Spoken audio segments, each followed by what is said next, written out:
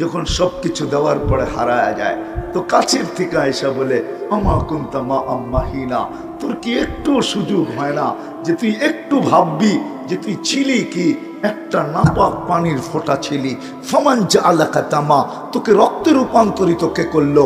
Oman জাআলাকা মুযগা, তোকে রক্তপিণ্ডতে রূপান্তরিত কে করলো। ওমান জাআলাকা ইযামা, তোর কঙ্কালটা কে তৈরি করলো। ওমান কাসা আলাইহি লাহমা, এর উপরে গোশতের আর চামড়ার আবরণ এরকম নিখুঁত ভাবে কে চড়াইলো। আজকে নারী দেখলে তোর দিকে আকর্ষিত হয়, তুই দেখলে নারীর দিকে আকর্ষিত হস। কে তোকে এত নিখুঁত ভাবে সুন্দর করে এই চামড়ার গোশতের আর চামড়ার আবরণ চড়াইলো। আমা কুনতা সাগীরা, তুই কি ছোট ছিলি না, তোকে বড় কে করলো। ফামান কাব্বারা আমা কুনতা যায়ীফা, তুই কি মার পেটের থেকে দুর্বল আসিস নাই। ফামান কাওয়াকা, তোকে শক্তিশালী সুঠামত্ব কে দিল। আমা কুনতা জাহিলা, তুই মার পেটের থেকে কি অজ্ঞ আসিস নাই। ফামান আল্লামাক, তোকে শিক্ষা কে দিল। আজকে তুই এডুকেটেড, কে শিক্ষা দিল। আমা কুনতা মিসকিনা, তুই মার পেটের থেকে কি নিশ্চয় আসিস নাই। কেমন নিশ্চয়। ফালা লাকা সিন্নুন তাক্তা, তোর তো দাঁত ছিল না, কাটবি থেকে। ওই সময় তো দাঁত ছিল না, কাটার তো প্রশ্নই ওঠে না। ওয়ালা লাকা লিসানুন তান্তিক, জিহ্বা তো ছিল, বাকশক্তি তো ছিল না। ওয়ালা লাকা উদুনুন তাসমা, কান তো ছিল, সৃষ্টি শ্রবণ শক্তির কার্যকারিতা তো ছিল না। ওয়ালা লাকা আইনুন তানদুর, চক্ষু তো ছিল, দৃষ্টি শক্তির কার্যকারিতা তো ছিল না। ওয়ালা লাকা আকলুন তুমাইয়িজ, মগজ তো ছিল, বলমন্দ তো তুমি বুঝতে না। ওয়ালা লাকা কলবুন তাতাফাক্কার, দিল তো ছিল, চিন্তা কি জিনিস তুমি জানতে না। ওয়ালা লাকা ইয়াদুন তাফতিশ, হাত তো ছিল কিন্তু চলার ধরার ক্ষমতা তো ছিল না। ওয়ালা লাকা লিজনুন তামশি, পাও তো ছিল, চলার ক্ষমতা তো ছিল না। আল্লাহ জিজ্ঞাসা করেন আলাইসা কাযালিক, বল বল বল, মার পেটের থেকে কি এইভাবে আসিস নাই। কে সাজাইলো, কে ডেকোরেশন করলো, কে সাজাইলো আপনাকে আমাকে বলেন। আল্লাহ বলে একটুও ভাবিস না, তোকে কে সাজাইলো। একজনও তো হাত উঠানো পাইলাম না যে আমি জীবনে এতটুক বয়সে যে আমি একদিন নির্জনে বসে ভাবছি ছিলাম কি হলাম কি। কে আমাকে এরকম বললো, সে কে। তাইলে তো প্রশ্নের জবাব বাহির হয়ে আসতো। শুধু শুধু তো কোরআন বলে নাই ইন্না ফি খালকিস সামাওয়াতি ওয়াল আরদ ওয়াখতিলাফিল লাইলি ওয়ান নাহার লাআয়াতিল লিউলিল আলবাব আল্লাযীনা ইয়াযকুরুনাল্লাহা কিয়ামান ওয়া কুউদান ওয়া আলা জুনুবিহিম ওয়া ইয়াতাফাক্কারুনা ফি খালকিস সামাওয়াতি ওয়াল আরদ রব্বানা মা খালাকতা হাযা বাতিলা সুবহানাকা ফাকিনা আযাবান নার। বাপনা আমার ভিতর থেকে জবাব বাহির করে নিয়ে আসতো। তাইলে তো আমি আল্লাহকে চিনতাম। 5 বেলা ডাকতে দেরি, ছুটে আসতে তো দেরি হতো না। আজকে যুবকও আসে না, বৃদ্ধও আসে না, শিক্ষিত আসে না, অশিক্ষিত আসে না, নারীও আসে না, পুরুষও আসে না। সবাই বলে আমি ব্যস্ত ব্যস্ত ব্যস্ত ব্যস্ত ব্যস্ত ব্যস্ত। আমি যদি প্রশ্ন করি তুমি ব্যস্ত কার দেহটা দিয়া, আমার কি প্রশ্ন করার অধিকার আছে না নাই। কার দেহ দিয়া, কার হায়াত দিয়া, হায়াতটা কে দিল, সুস্থতা কে দিল, সবকিছু তোমার ভিতরে আমার ভিতরে কে দিল। তুমি যে বলে ব্যস্ত, এই জন্য আল্লাহ একটা কথা শুনেও দিয়েছেন আমাদেরকে, তুমি মরতে দেরি, তোমার কানে ধ্বনি আসতে দেরি হবে না। তোমাকে উঠাইতে দেরি, আমরা ধ্বনি দিয়া উঠাবো। ধ্বনি ধ্বনি আওয়াজ বোঝেন। ফেরেশতা আওয়াজ দিবে সালাল ইশতিগাল, বল তোর ব্যস্ততা কোথায় বল। ফেরেশতা যখন রুটা বাহির করবে তখন প্রশ্ন করবে আইনাল ইশতিগাল, বল তোর ব্যস্ততা কোথায়, বল কোথায় তোর ব্যস্ততা। তারপরে ফেরেশতা জবাব দিবে সালাল ইশতিগাল, একটা টান দিবে আর রুটা বাহির করে বলবে সালাল ইশতিগাল, তোর ব্যস্ততা শেষ, পরিসমাপ্তি ঘটায় দিলাম তোর ব্যস্ততা। তুই বলিস ব্যস্ত, আল্লাহ ডাকে তারপরও আসে। কে আল্লাহর কাছে কাটায় গেল আর কে গইরা গেল, এটাই দেখার বিষয়। আল্লাহ প্রত্যেক মানুষের কাছে এটাই দেখবেন, আর কিচ্ছু দেখবেন না। এই ছোট জীবনটা কাটাই ছাটাই পড়ে এই ছোট জীবনটাকে গড়া গেল আর কে কাটায়া গেল? আল্লাহর শুধু বিষয় এতটুকুই দেখবেন, কে কাটায়া গেল আর কে গড়া গেল, আর কিচ্ছু দেখবেন না। বংশ আল্লাহ দেখেন না। যদি দেখতেন তাহলে হাশেমি কারো জাহান্নামে যাওয়ার সুযোগ ছিল না। হাশেমি চিনেন? হাশেমি কে চিনেন? আল্লাহ রসুলের ফ্যামিলি হাশেম, যাকে তৈরি না করলে আল্লাহ কিচ্ছু করতেন না। আদম আলাইহিস সালামকে বলছিলেন আল্লাহ, লাউলাহু লামা খালাকতুকা ইয়া আদম, উনি না হইলে তোমার অস্তিত্ব হইতো না। যার অস্তিত্ব না হইলে আদম আলাইহিস সালামের অস্তিত্ব হতো না। সত্য এটাই, আমার মনে হয় কিছুই হইতো না। যার অস্তিত্ব রহমত স্বরূপ, ওমা আরসালনাকা ইল্লা রাহমাতাল লিল আলামিন, সমগ্র জিনিসকে আল্লাহ অস্তিত্ব দিছেন যার রহমতের ছোঁয়া দিয়া। আনা নবিয়্যু ওয়াল আদমু বাইনাল মাই ওয়াত তিন, আদম আলাইহিস সালামের মাটিও আনা হয় নাই, খামিরাও করা হয় নাই। মাটিও আনা হয় নাই, খামিরাও করা হয় নাই, পানিও ডালা হয় নাই, খামিরাও করা হয় নাই, বানানো হয় নাই। আল্লাহর রসুল বলতেছেন আমি এর আগের থেকে নবী হিসাবে ঘোষিত। কত আগে এটা বলেন নাই, কিন্তু আগের থেকে, আগেটা অনেক আগেও হইতে পারে। আর কিতাবে পাওয়া যায় সৃষ্টিরও 1000 বৎসর আগে, সমগ্র সৃষ্টির 1000 বৎসর আগে যার নবুয়তের ঘোষণা আল্লাহ স্বয়ং নিজে দিছেন।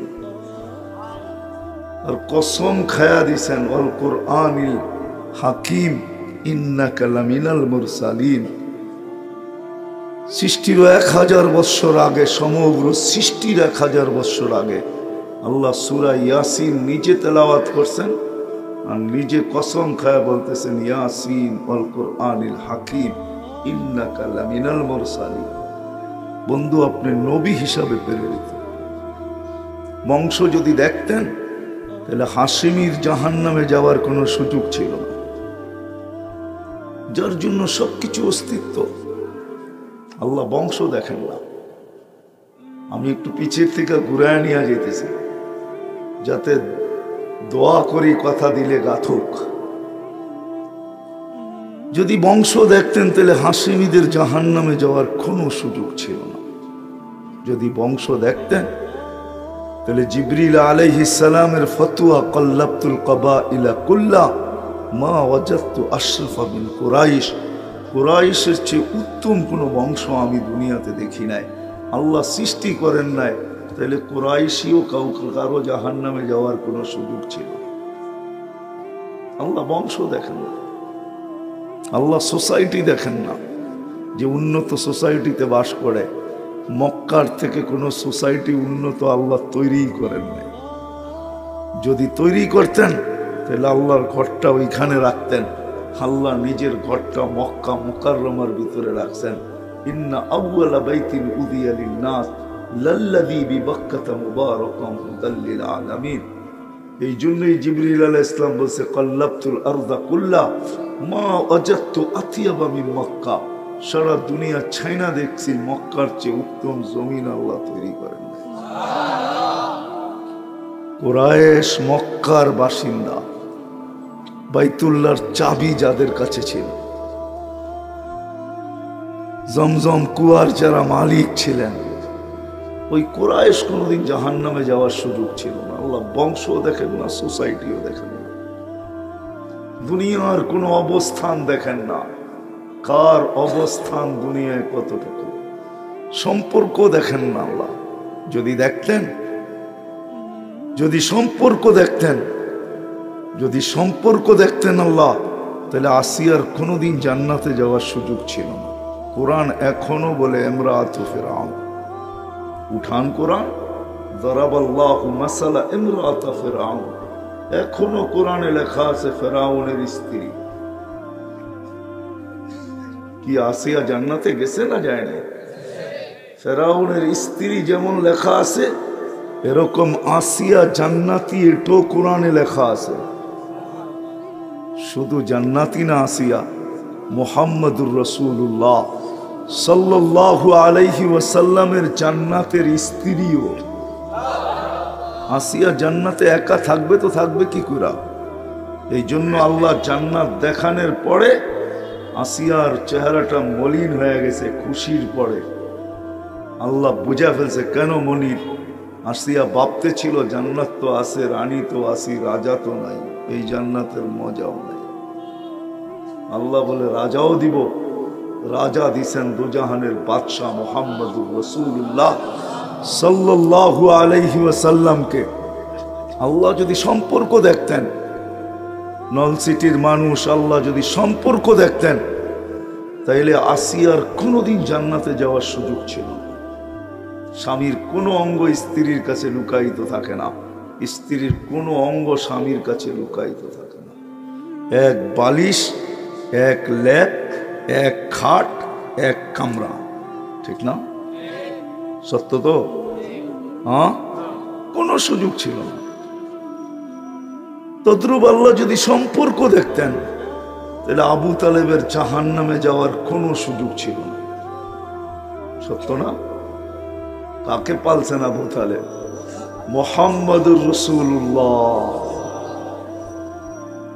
আল্লাহর হাবিবকে পালছেন। হাবিব, হাবিবকে পালছেন। হাবিব চেনেন কাকে বলে? কি হাবিবের অর্থ কি? হ্যাঁ, হাবিবের অর্থ বন্ধু না। হাবিবের অর্থ বন্ধু না। যদিও আমরা বন্ধু বলি, এটা ভুল বলি। হাবিবের অর্থ বন্ধু না। খলিল, সাদিকের অর্থ বন্ধু, হাবিবের অর্থ বন্ধু না। হাবিবের অর্থ হলো যার ইচ্ছার দিকে সদা সর্বদা তাকায় থাকা হয়, একে বলে হাবিব। এই জন্য আল্লাহ সর্বক্ষেত্রে বন্ধুর ইচ্ছাকে দেখছে। সৃষ্টি লগ্নে সমগ্র গঠনের ভান্ডার সামনে আইনা দিয়া তারপরে বলছেন, বন্ধু আমরা ইচ্ছা মতো আপনাকে গঠন দিব না, ভান্ডার রেখা দিলাম সামনে, যেটা বলবেন ওটা শুধু লাগায় দিব। মনে হয় বুঝাইতে পারিবে? হ্যাঁ, যেটা বলবেন ওটা কি করব? লাগায় দিব। এই জন্য তো হাসান ইবনে সাবিত রাদিয়াল্লাহু তাআলা আনহু বলেন, খুলিকতা মুবাররাআম মিন কুল্লি আইবিন কাআন্নাকা খুলিকতা কামা তাশা। আপনি যেমন চাইছেন এমন আল্লাহ আপনাকে তৈরি করছেন। আল্লাহ নিজের ইচ্ছা মতো তৈরি করেন নাই, গঠন দেন নাই। বলছে বন্ধু আপনার কোনটা ইচ্ছা এটা বলেন। আপনি তো হাবিব। হাবিবের অর্থই তো এটা যে বন্ধুর ইচ্ছা দেখা হয়। এই জন্যই কিয়ামতের মাঠে আল্লাহ ইচ্ছা দেখবে। সালতোতা, আপনি চাবেন আমি দিব। কাকে চাবেন? কতজন চাবেন? কাকে চাবেন? কতজন চাবেন? আপনার চাওয়ার দিকে তাকায় থাকবো, আমি নিজে উঠায় দিব না। আপনি চাবেন আমি দিব। সাফি তো সাফা, আপনি সুপারিশ করবেন আমি মঞ্জুর করব। ইচ্ছা আপনার, আমার না। আপনি কার জন্য করবেন? যার জন্য করবেন তাকে আমি মঞ্জুর করে দেব। হাবিব, ওই হাবিবকে পালছেন আবু তালেব। আল্লাহ যদি সম্পর্ক দেখতেন, নলসিটির মানুষ ভালো মতে বোঝেন, আল্লাহ যদি সম্পর্ক দেখতেন, তাহলে আবু তালেবের জাহান্নামে যাওয়ার কোনো সুযোগ ছিল না। আসিয়ার জান্নাতে যাওয়ার কোনো সুযোগ ছিল না। আল্লাহর হাবিবকে পালছেন 44 বৎসর পালছেন। যেই হাবিবের হাতের ছোঁয়া লাগলে, হায় হায় হায়, হাতের ছোঁয়া লাগলে দুনিয়ার আগুন সুতা জ্বালানোর ক্ষমতা রাখে না। আনাস ইবনে মালিক রাদিয়াল্লাহু তাআলা আনহুর দস্তরখানে আল্লাহর রাসূল খাওয়ার পরে হাত মুছছিলেন। আনাস ইবনে মালিক রাদিয়াল্লাহু তাআলা আনহু যতদিন জীবিত ছিলেন দস্তরখানকে কোনোদিন পানি দিয়া পরিষ্কার করেন নাই, ময়লা হয়তো আগুনে নিক্ষেপ করতেন, একটু পরে বাহির করে নিয়ে ছাড়া দিতেন, ময়লা আগুনকে ছাই বানায় ফেলত, আগুন ময়লাকে ছাই বানায় ফেলতো, দস্তরখান চকচকা হয়ে যেত, একটা সুতা জ্বালানোর ক্ষমতা হয় নাই। সবাই জিজ্ঞাসা করছে কোত্থেকে শিখলে? জাদু। বলছে জাদু না, এটা দোজাহানের বাদশার হাতের ছোঁয়া। আপনি বলেন যদি হাতের ছোঁয়াই কাজ দেয়, তাহলে 6 বৎসর 6 মাস বয়সে মা বাবা দুইজনকে হারায় ফেলছেন, কেউ ছিল না, না দাদা ছিল, আবু তালেবের লালন পালন করছেন 6 বৎসর 6 মাস বয়স থেকে নিয়ে। আমার মন বলে না জানি কত রাত্র আবু তালেবের বুকের উপরে ঘুমায় গেছেন। আবু তালেব ছায়াকে পৃথক করতেন, কিন্তু নবীজিকে পৃথক করতেন না। ছায়া মাঝে মাঝে তার থেকে দূরে সরত, কিন্তু বাতিজাকে না। বাতিজাকে কেউ জিজ্ঞাসা করলে বলতো বাবাকে, বলতো দৌড়ে আইসা বলতো আমি বাবা, বাচ্চার বাবা আমি। 44 বৎসরে কতবার চাচার গায়ে হাত রাখছেন, ছোট বয়সে কতবার চাচার বুকে ঘুমাইছেন, যার হাতের ছোঁয়া লাগলে দুনিয়ার আগুন জ্বালানোর ক্ষমতা রাখে না, যার ইশারা পাইলে ভাগ্য খোলে। গুইসাবকে ইশারা করছেন, গুইসাব চিৎকার দিয়া বলছে লব্বাইক ওয়া সাদাইক ইয়া যাইনা ওয়াফা ইয়াউমিল কিয়ামা। হাদিসে দব ওলামা জানে, মশহুর প্রসিদ্ধ হাদিসে দব। লম্বাকে শর্ট করলাম, অনেক লম্বা হাদিস, কাহিনী অনেক লম্বা। ইশারা করতে দেরি চিৎকার দিয়া, তাও জীবিতটা না, মৃত্যু, এটাকে ইশারা করছেন। জীবিত হইয়া চিৎকার দিতে দেরি করে না, লব্বাইক ওয়া সাদাইক ইয়া যাইনা ওয়াফা ইয়াউমিল কিয়ামা। দুজাহানের বাদশা আমার ভাগ্য খুলে গেছে, কিয়ামত পর্যন্ত আমি আলোচনায় থাকবো, আমার ভাগ্য খুলে গেছে। যার হাতের ইশারায় পাইলে ভাগ্য খোলে। শুকনা খেজুর গাছকে ট্যাক লাগায় আল্লাহ রসুল জুমার দিন খুতবা পড়তেন, মেম্বরে পা রাখতে দেরি খেজুর গাছ বাচ্চার মতো কামতে দেরি করে নাই। শুধু আল্লাহ রসুল শুনেন নাই, পুরা মসজিদ শুনছে। সবাই তালাশ করতে, প্রথমে তালাশ করছে বাচ্চা, কে বাচ্চা নিয়ে আসছে, কার বাচ্চা কাঁদে। ভালো মতে কান পাইতা দেখে বাচ্চা কাঁদে না, খেজুর গাছ কাঁদে, খেজুর গাছ। যে আল্লাহর রসুলের বিচ্ছেদ সইতে পারে নাই,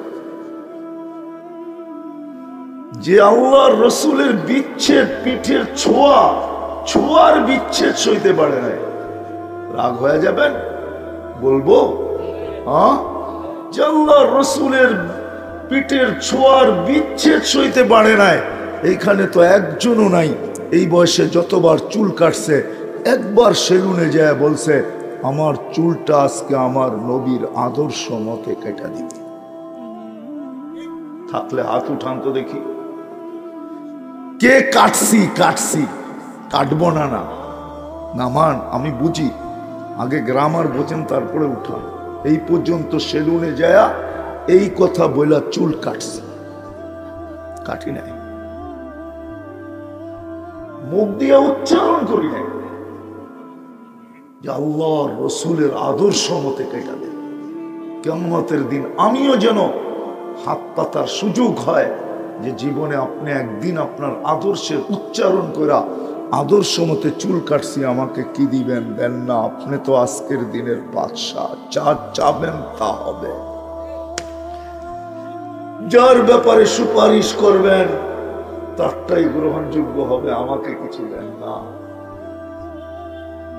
রাগ হয়ে গেলেন? ভাবি, একটু ভাবি। আল্লাহর রসুল মেম্বর থেকে নেমে আসছে, খেজুর গাছকে সান্ত্বনা দিছে, তোকে জান্নাতে নিয়ে যাব, কাঁদিস না, ছোঁয়া দিয়েই মেম্বরে উঠবো। আল্লাহর রসুলের মেম্বরের নিচে দাফন করা আছে, রাখা আছে, একটা এখনো রাখা আছে, ওইখানেই রাখা আছে, যদিও উপরে টাইলস লেগে গেছে কিন্তু রাখা আছে ওইখানে। তোকে জান্নাতে নিয়ে যাব, তুই খেজুর দিবি, আমি খাবো। যার পিঠের ছোঁয়া পাইলে ভাগ্য খোলে। 34 বছর যদি লালন পালন করে কেমন খোলা উচিত ছিল? এইখানেই শেষ, রাত্র চলে যাবে, শেষ হয়ে যাবে, শুধু এগুলা শুনাইতে শুনাইতে।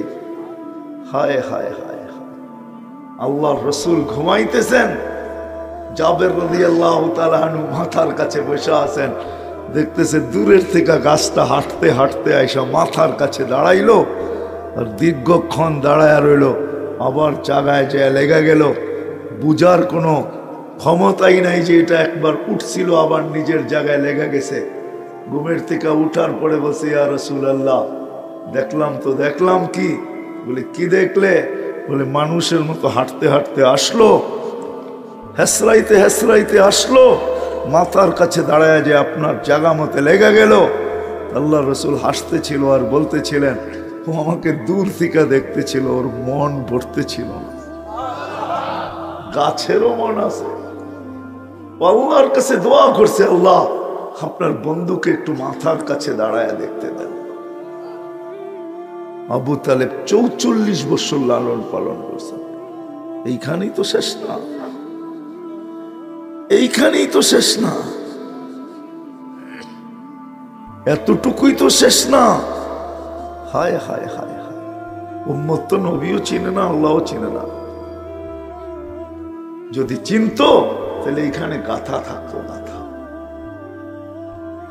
তাহলে আমার সমাজের যুবক, আমার সমাজের নারী, আমার সমাজের পুরুষ, আমার সমাজের যুবতীরা বাসর রাত্রের সাজ সবাই বলতো আমাকে ফাতেমার মতো সাজায়।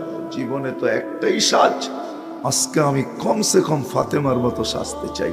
পাওয়া যাবে না নলসিটিতে একজন মহিলাও যে বাসর রাত্রের সাজ এই কথা বলে সাজছে যে আমাকে ফাতেমার মতো আজকে সাজায় দিবে।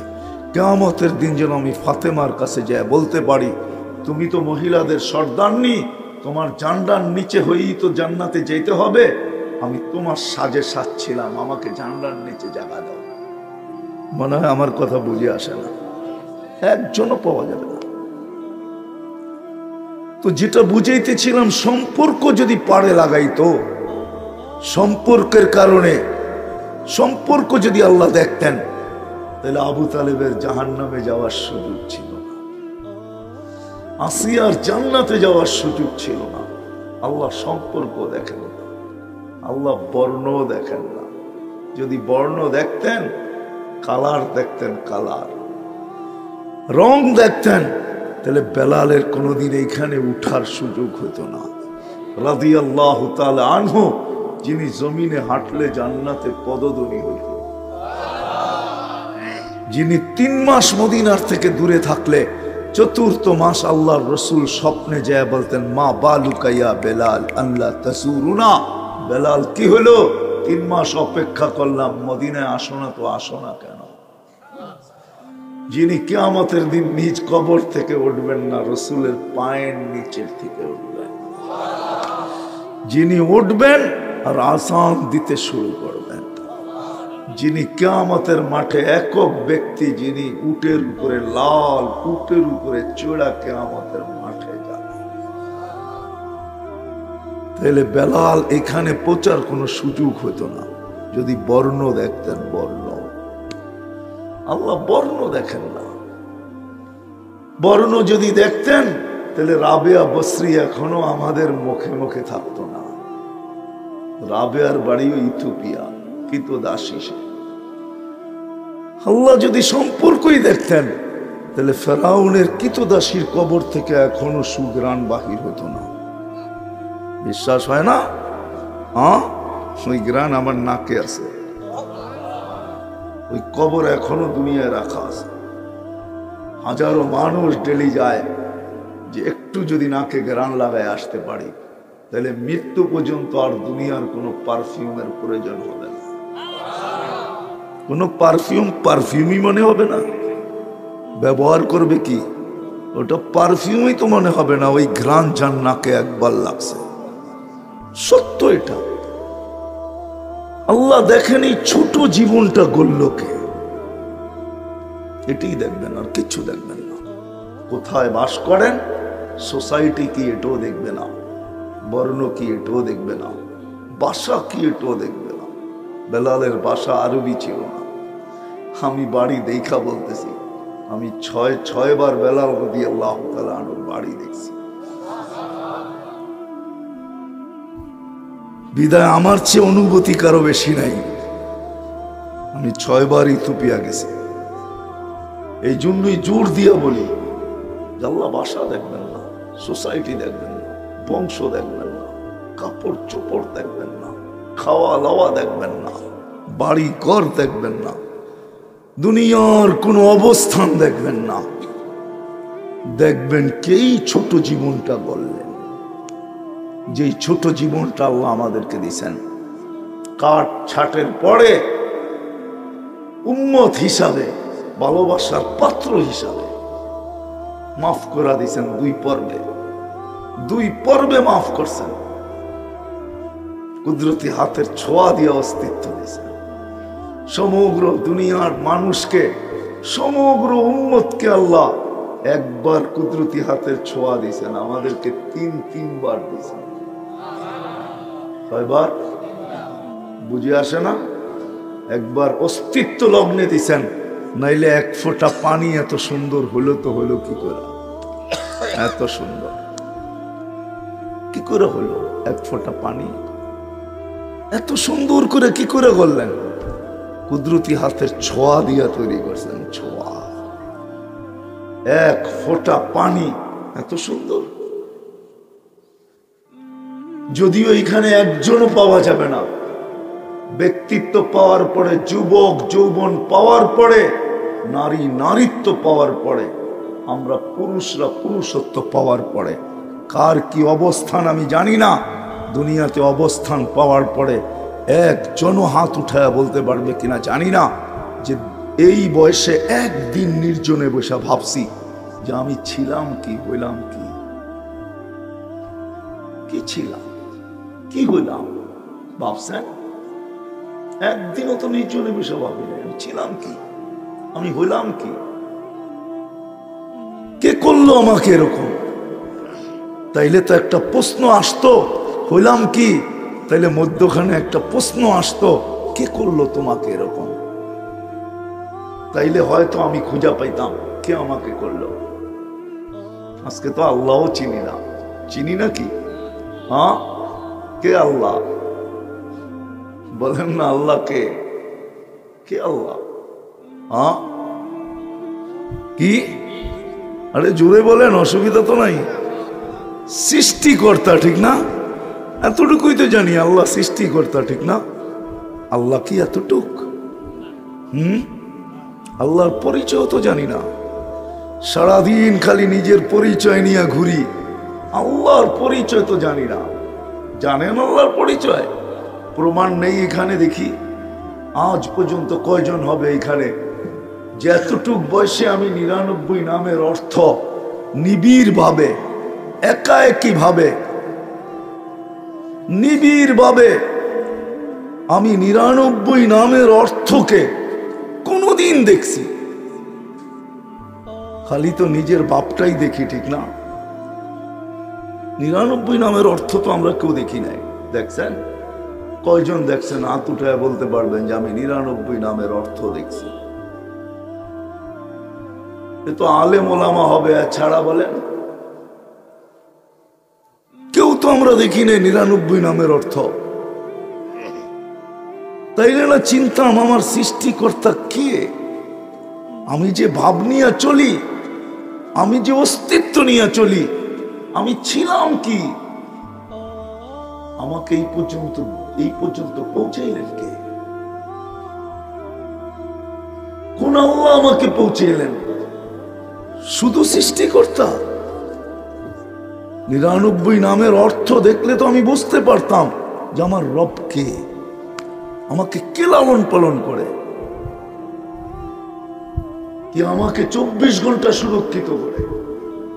কে করে সুরক্ষিত? কিছু চোখে পড়ে না, ঠিক না? অক্সিজেন কান নেন?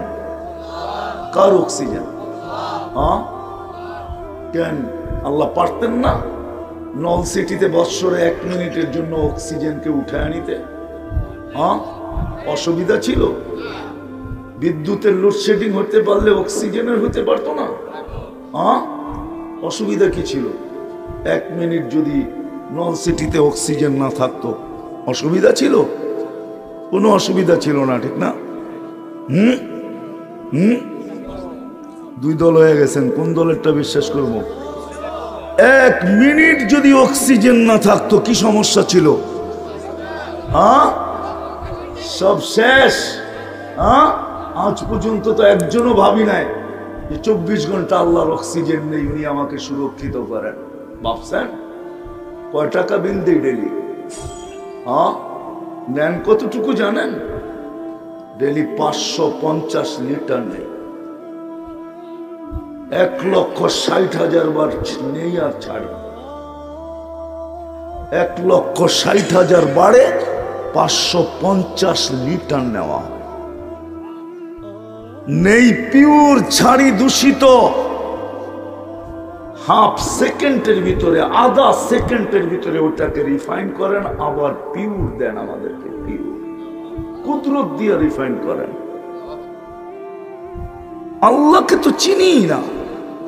যদি চিনতাম তাহলে এটাও ভাবতাম, দেখতাম। খালি নিজেকেই দেখি, ঠিক না?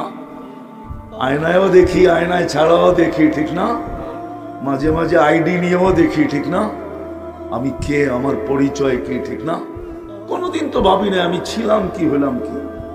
কে আমাকে করলো? উনি কি বাধ্য আমাকে করতে? মানুষ না বাড়লে কি করতেন? কোন আমাজনের জঙ্গলের প্রাণী আল্লাহর বিরুদ্ধে স্লোগান দেয় আমাকে বোঝান।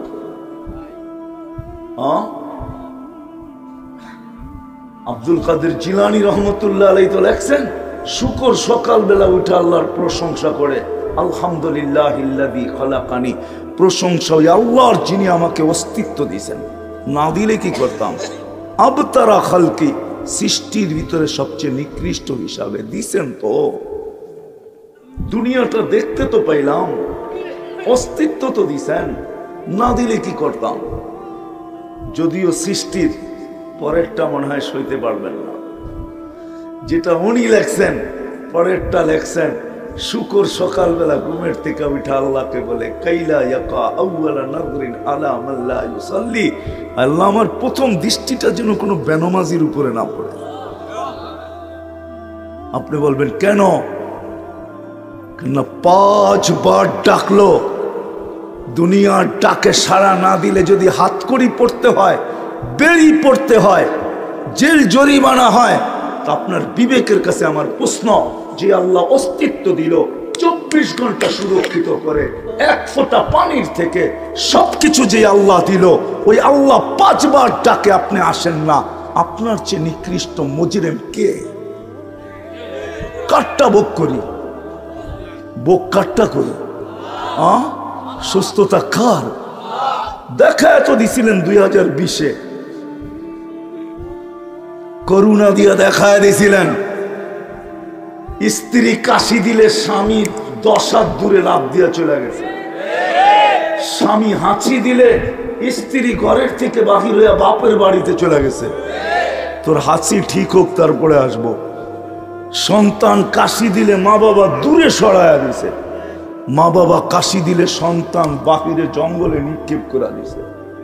না দেয় নাই? দেখাইছিলেন তো আল্লাহ। আমার আলোচ্য বিষয় অন্যদিকে চলে যাবে, যেটা বুঝাইতেছি ওইটাই গুছায় নিয়ে আসতেছি। জীবনটা অনেক ছোট, দেখার বিষয় কে কাটাইলো, কে গড়ল, এটাই দেখার বিষয়। কে গড়ল? চলে যেতে হবে আল্লাহর কাছে। আপনার জ্যাবে যত বড় আইডি থাকুক, আপনার ইশারায় যা খুশি তা ঘটুক, আপনার কলমের খোঁচায় যা খুশি তা হোক, চলে যেতে হবে যার কাছ থেকে আসছি তার কাছে। এটাই চির সত্য। মৃত্যুর চেয়ে সত্য দুনিয়াতে আর কোনো অদ্বিতীয় কিছু নেই। মৃত্যুই বাস্তব, যেই কোনো মুহূর্তে মরতে পারি।